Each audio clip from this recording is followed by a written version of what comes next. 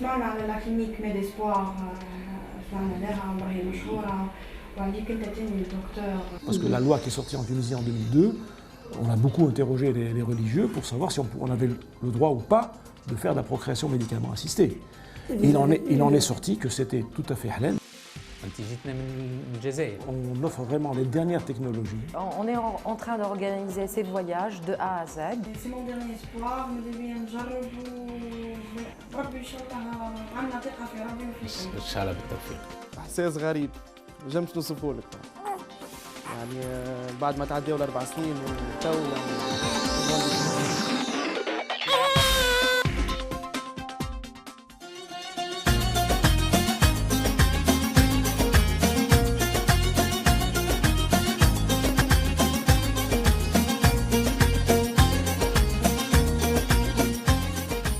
تونس، هذه القبلة السياحية بامتياز، هي اليوم مفتوحة على سياحة متنوعة متجددة.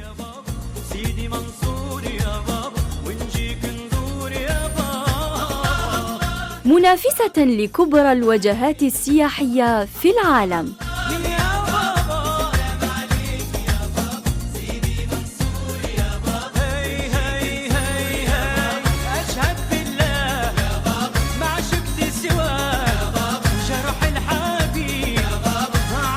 مطار قرطاج الدولي فيفري 2014. نحن في فصل الشتاء، لكن وفود السواح تصل تونس من شتى عواصم العالم.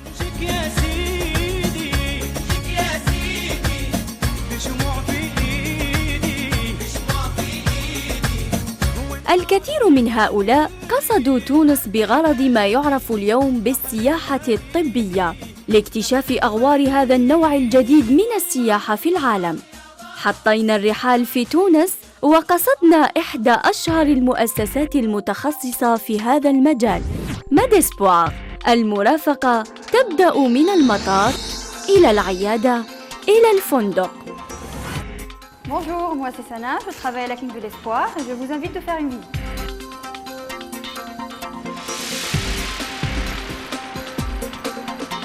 أول ما يلفت انتباهك وأنت تدخل ميديسبوار هو نظافة المكان وحسن الاستقبال ونوعية الخدمات. إنك لا تحس نفسك في عيادة طبية، بل مركز للراحة النفسية والاستجمام. وأنت تطوف بأجنحة ميديسبوار تحس بأن هذا المكان لا يختلف عن ما نشاهده في أوروبا. العيادة ذات مواصفات عالمية وتقدم عدة خدمات في السياحة الطبية، سواء الجراحة التجميلية أو الإنجاب المساعد طبياً. سمعة المؤسسة تجاوزت الحدود الوطنية وقصدوها من دول أوروبية كثيرة ومن دول عربية كالجزائر وليبيا.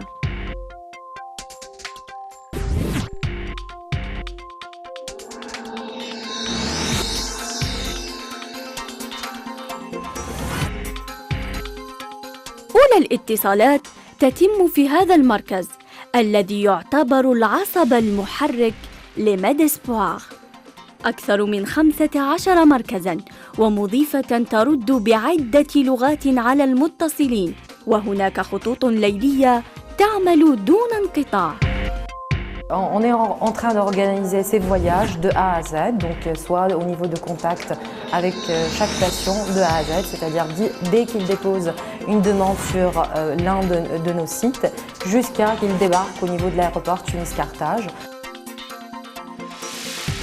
De prise en charge du patient au niveau de l'hôtel, il sera accueilli.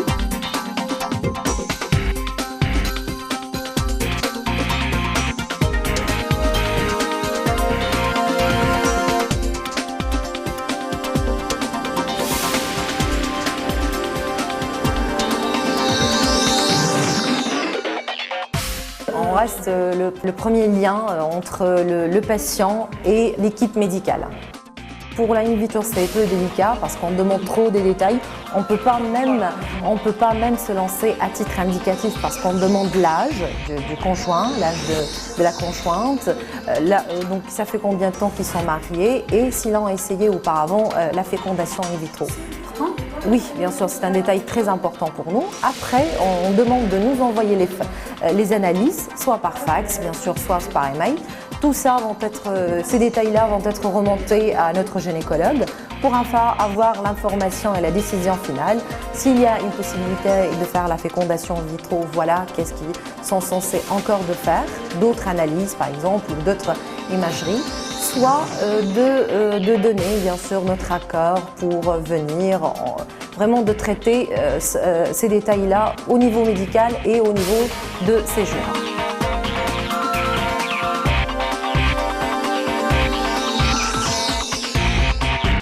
ماديسبوار تضع في خدمة زبائنها أشهر وأكفأ الأطباء.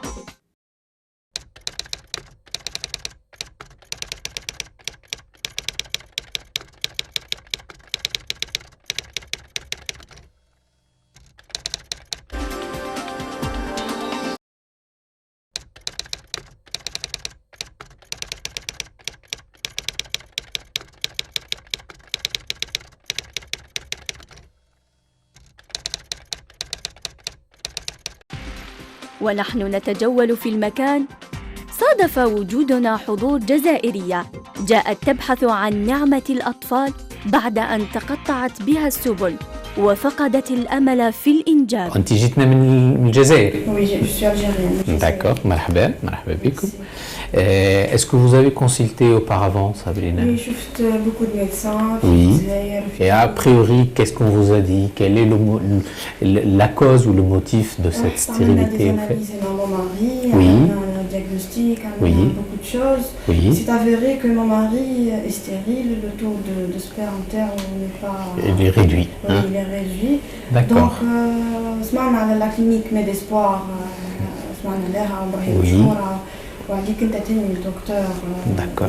Oui, مرحبا. Donc voilà, quand je vous ai contacté, حكمت rendez-vous معاك وماذا بيا كش ما لا حب ربي bien sûr. بقدرة ربي وبمعينتك لكش ما تعاوننا. Inch'Allah. Nous allons faire en fait une évaluation ensemble, hein? D'accord. Donc vu déjà la durée d'infertilité, hein, c'est quand même c'est 5 ans. La cause ici, elle est évidente sur l'analyse que vous avez ramenée, hein, c'est vrai. Le nombre de spermatozoïdes il est très réduit en nombre et en mobilité également, d'accord. Et ça, en soi, c'est une indication à une assistance médicale à la procréation. Dans votre cas particulier, ça sera une technique de fécondation in vitro, hein, avec une technique particulière qui s'appelle l'ICSI, où nous allons injecter carrément donc le spermatozoïde au niveau du cytoplasme de l'ovocyte.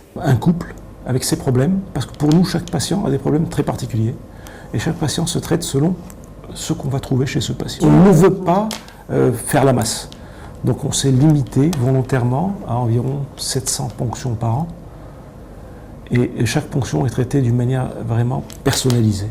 Donc le médecin biologiste, il va travailler dessus. Il va féconder, il va faire la technique de fécondation in vitro avec une injection intracytoplasmique. Hein. Il va féconder les ovocytes et il va faire la culture des embryons. Donc après, en fonction du nombre et de la qualité des embryons, nous allons voir si on va replacer soit J2, soit J3, soit J5.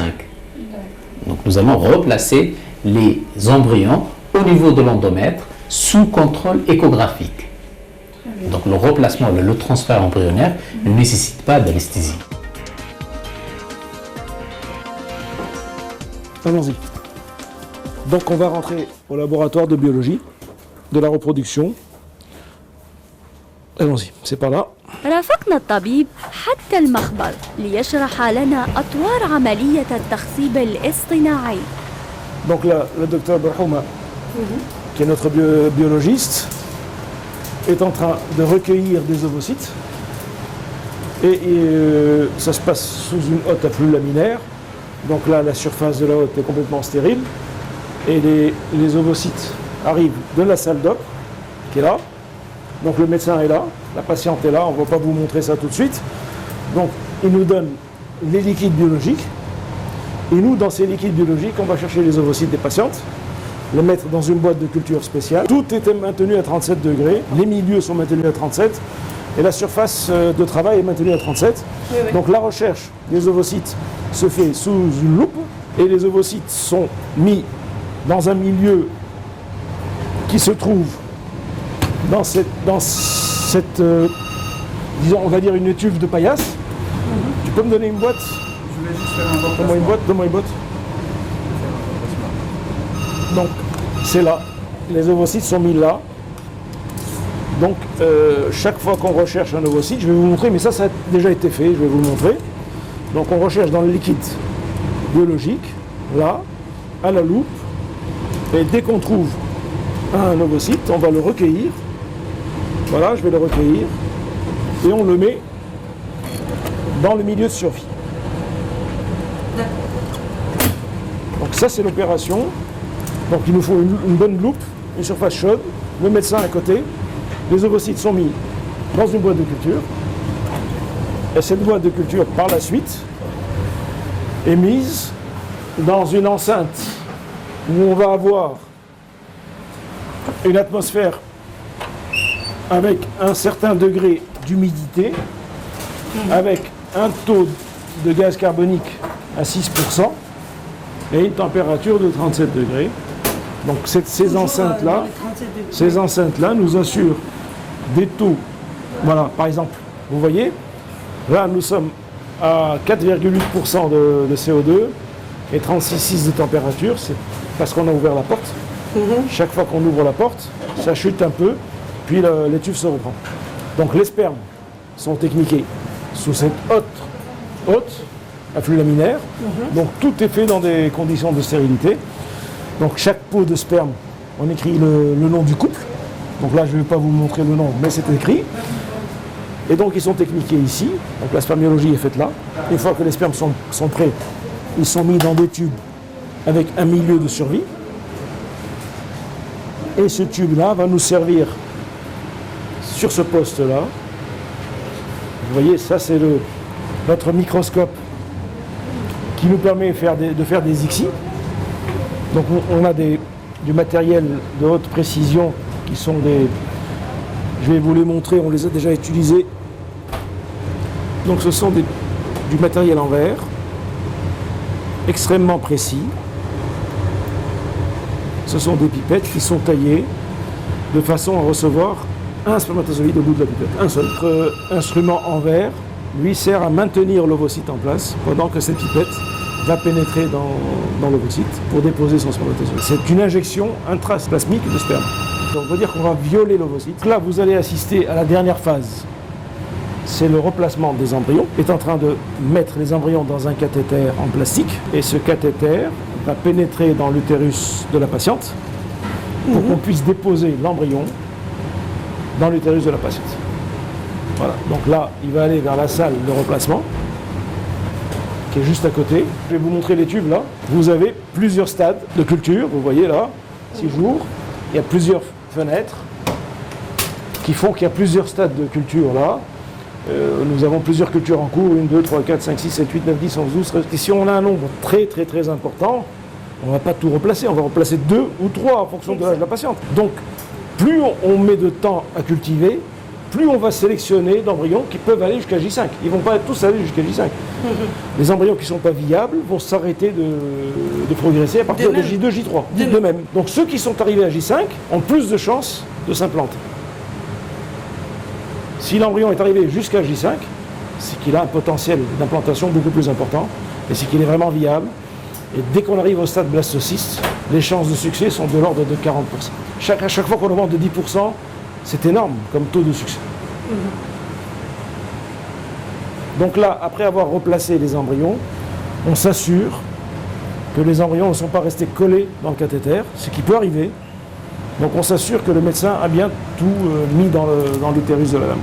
D'accord. Voilà, là apparemment c'est bon. Et là c'est bon? C'est bon puisqu'il a enlevé la seringue, il va tout jeter et c'est bon. Voilà. Il va dire au médecin que tout s'est bien passé, que ce remplacement s'est très bien fait. Voilà, c'est bon. Le mot a dit c'est bon, voilà. Oui. Et c'est bon. Donc le remplacement a bien été fait. On note sur nos registres la qualité du remplacement. Le premier jour, je vous ai dit, c'est 1 heure de bloc, plus une demi-journée d'hospitalisation, comme il y a une anesthésie générale. Elle ne sort de la clinique que quand elle est bien réveillée, qu'elle a pris son plateau repas, qu'elle nous parle normalement. Oui. Et puis elle revient ou 2 jours après, ou 3 jours après, ou 5 jours après. Expliqué, oui. Et là, ça va durer une demi-heure. Elle va rester chez nous une demi-heure. Donc on va replacer les embryons, on va rester allongé une demi-heure. Et puis elle peut rentrer chez elle normalement, avec un traitement adéquat. Et puis on sait si elle est enceinte, et si elle est enceinte, de combien d'embryons. Parce que souvent, comme je vous ai dit, on a des risques d'avoir des grossesses multiples. Nous, chez nous, on a 6% de jumeaux et 3% de triplés. Je dis malheureusement parce que pour nous, un triplé, c'est un échec. Parce qu'un triplé, c'est généralement une grossesse qui ne va pas aller jusqu'au bout. Donc là, on est amené à faire des réductions. C'est-à-dire que quand on a des triplés, on va proposer à la patiente d'en enlever un. Pour augmenter ses chances Pour augmenter de garder, ses chances d'accouchement. Une fois que les embryons ont été replacés, le reste était congelé. Ça, c'est une congélation de sperme.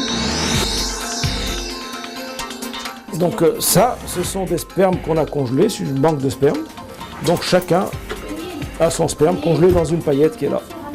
C'est un sperme qui est congelé pour le patient.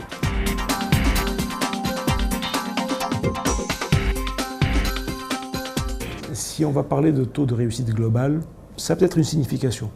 Disons que notre taux de 2013, on vient de les sortir, on était à 29,7% de grossesse et 26% de naissance. Ce qui est un taux acceptable. Maintenant, si on exclut de ce taux les cas extrêmes, des femmes de plus de 42 ans, alors que généralement il faudrait exclure à partir de 38 ans. Mais nous avons une demande de plus en plus importante de femmes, on va dire âgées, mais elles ne sont pas âgées, mais elles ont plus de 38 ans. Si on exclut ces cas-là, on est voisin de 38% de grossesse. Bon, mais on ne peut pas les exclure, il y a une demande et cette demande est satisfaite par nous, d'autant plus qu'on a des taux de grossesse qui ne sont pas à négliger, même chez des femmes âgées. Comme je vous ai dit, c'est un travail qui se fait spécifiquement sur le couple, donc on essaye, même chez des femmes de 42-43 ans, d'être vraiment au top de ce qu'on peut leur donner pour avoir le maximum de chances d'avoir une grossesse. Parce que la loi qui est sortie en Tunisie en 2002, on a beaucoup interrogé les religieux pour savoir si on avait le droit ou pas de faire de la procréation médicalement assistée. Il en est sorti que c'était tout à fait halal de faire de la procréation médicalement assistée, à condition de ne pas mélanger les gamètes. Un couple marié, bien sûr, ayant signé un papier où ce couple veut absolument faire une procréation médicalement assistée et il signe en connaissance de cause, il sait ce qu'on va lui faire, ce qu'il va subir, quelles sont les chances de succès. Donc le couple arrive ici en connaissance de cause. بين أخصائي توليد النساء وأخصائي علم الأحياء تنسيق وتعاون مستمرين. كم من أمل تم زرعه من قبل هذين الرجلين في هذه العيادة، وكم من صرخة للحياة دبت في عمق هذا المكان. قصدنا أحد الأزواج التونسيين الذين رزقوا منذ شهرين بمولود بعد 4 سنوات من الانتظار. لا يمكن تصور فرحة هذه المرأة وهي تعيش إحساس الأمومة وهي تحمل ابنها بين ذراعيها. ما أروع هذا المنظر وهي تداعب ابنها وهو يبادلها الابتسامة.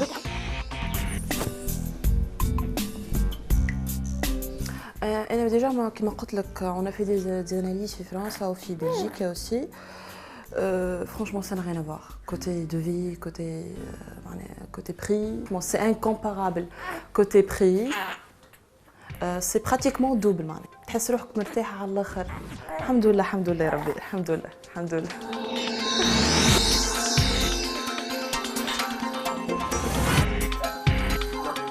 انظروا إلى ملامح هذا الزوج وهما يحملان مولودهما.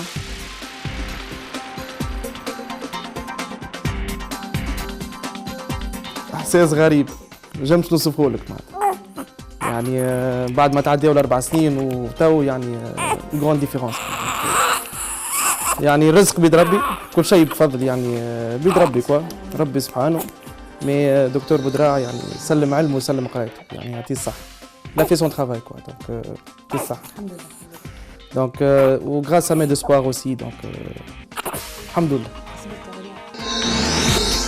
وصفة هؤلاء كانت عند هذا العنوان، واليوم صابرين الجزائرية وزوجها ينتظران دورهما في الأبوة، وأمثالهم كثيرون قصدوا تونس من أجل تحقيق أحلامهم في الأبوة والأمومة. رجعنا اليوم عند الحكيم بودراع باش نشوفوا لي ريزولتا ونشوفوا إذا كان نقدروا نعملوا لا فيف ولا لا.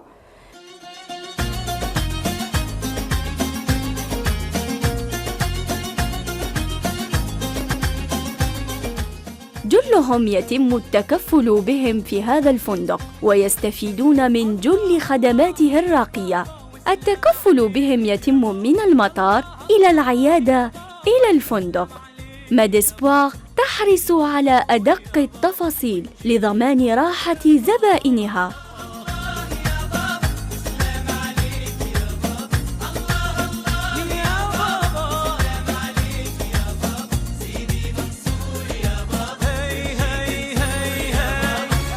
إنهم هنا للعلاج والسياحة.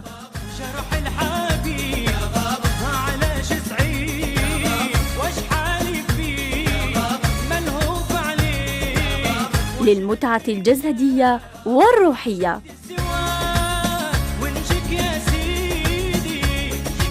هذا هو التميز. هذه هي السياحة الطبية. هذه هي ماديسبوار صانعة الأمل.